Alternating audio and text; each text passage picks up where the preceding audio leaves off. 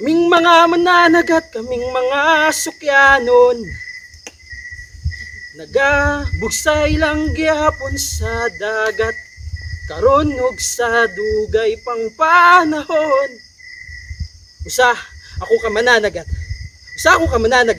ug di ko gusto mo abot ang panahon na mo inom kog tubig na parat, kay ultimo tubig imuha pa kining palitunon pangligo sa mga batag ulimnon, unta na ay maluluyon.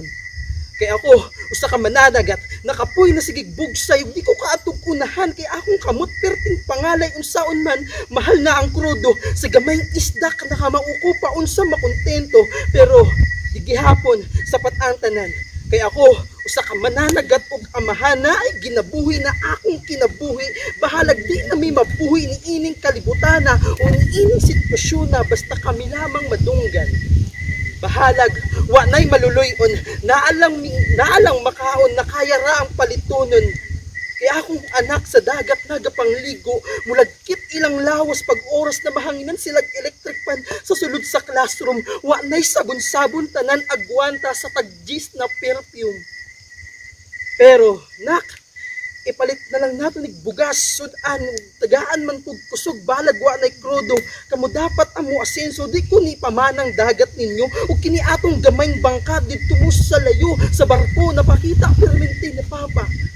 Kaya ako, sa ka mananagat, naay pangandoy labi na sa akong mga anak, manghangyo lang nako, tagaan, mig, pagtagad.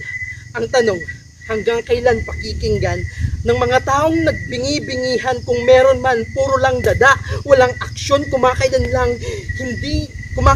hindi na pagbabantang ginawa, kundi labis na maltrato na pagbuhos ng tubig ng kanilang ipinakita, nakakalungkot, nalungkot ako at sobrang galit.